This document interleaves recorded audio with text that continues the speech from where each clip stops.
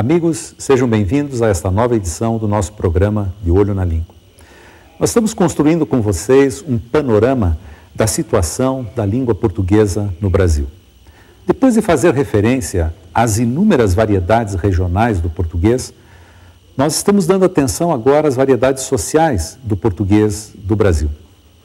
Mostramos como a história da sociedade brasileira, desde o período colonial, se refletiu na cara que a língua portuguesa foi adquirindo no Brasil. Como fruto das nossas profundas divisões sociais, a língua também se dividiu aqui em dois grandes grupos de variedades sociais.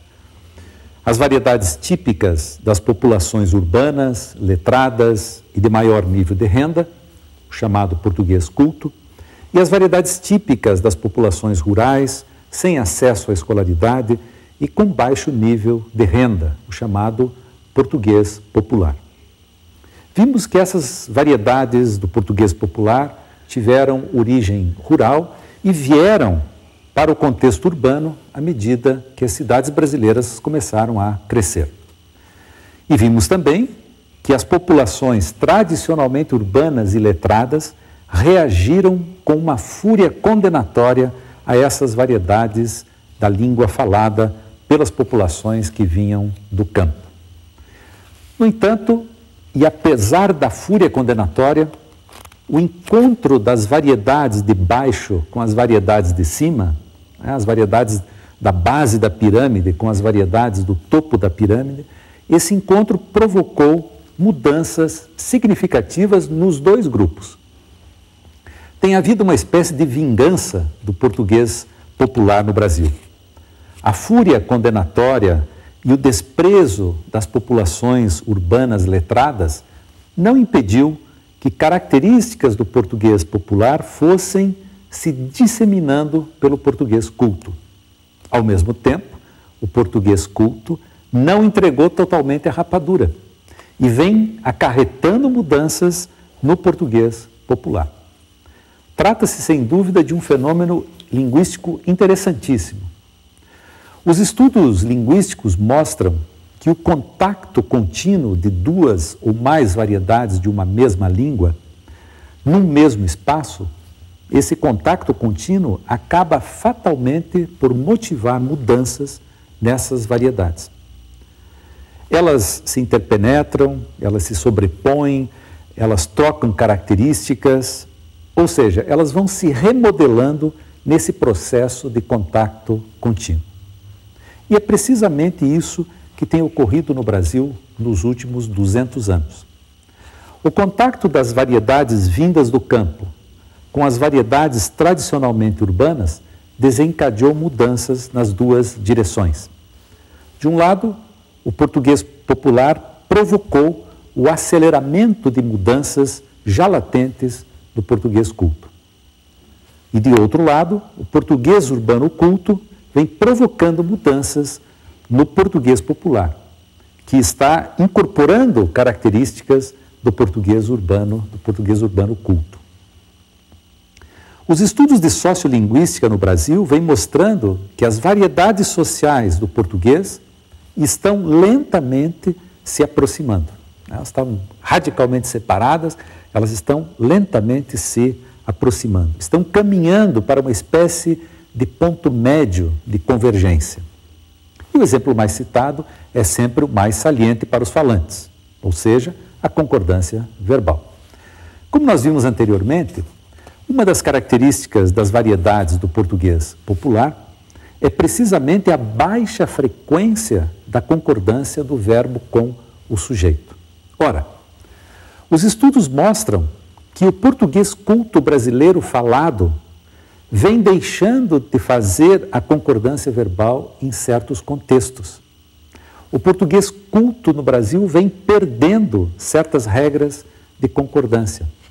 Há uma clara diminuição da frequência da concordância verbal em certos contextos.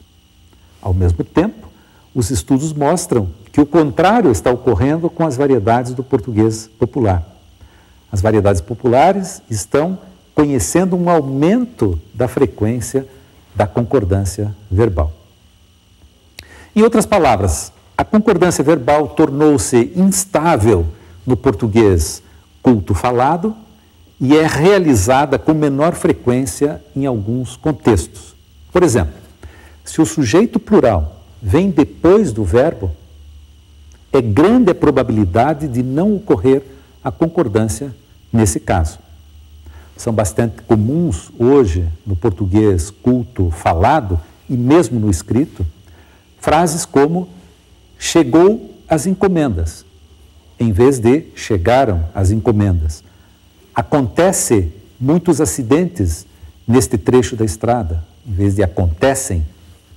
Com o frio, vai aparecer muitos casos de doenças respiratórias, em vez de vão aparecer.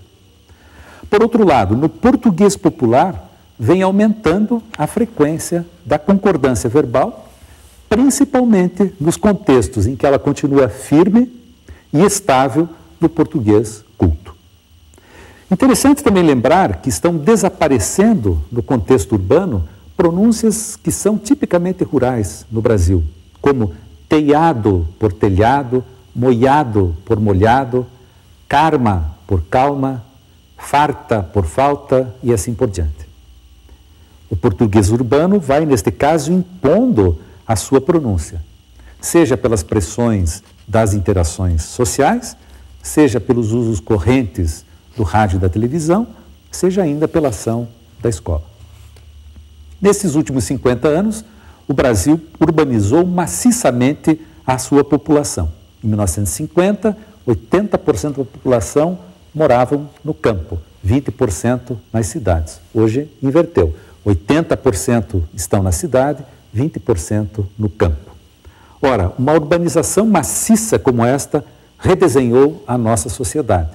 E do ponto de vista da língua, vem acelerando os processos de mudança que estão aproximando as variedades sociais. Vai se consolidando assim a cara do português brasileiro. E isso tem consequências. Nós estamos vivendo um momento histórico em que não é mais possível fugir de pelo menos 3 questões fundamentais. A primeira, temos de mudar nossas atitudes de desprezo e de intolerância frente às variedades populares da língua. Chega de preconceito linguístico. Para isso, basta lembrar que quem fala diferente de nós tem uma história social e cultural diferente da nossa. Só isso. Não há nenhuma razão para humilharmos ou excluirmos essas pessoas da vida social, dos bens econômicos, simplesmente pelo modo como elas falam. Segundo, nós temos de repensar radicalmente o ensino de português. O ranço purista do passado não mais se justifica. O ensino de português tem de garantir a todos os alunos o acesso à cultura escrita e aos padrões de língua que são correntes nela. Terceiro, nós temos de rever e redefinir nossos padrões de língua. Nós precisamos adequá-los à realidade contemporânea da língua no Brasil. Está cada vez mais absurdo e inútil insistir nos padrões artificiais estabelecidos pela elite letrada do século XIX. Voltaremos a esses temas nos nossos próximos programas. Até lá e obrigado.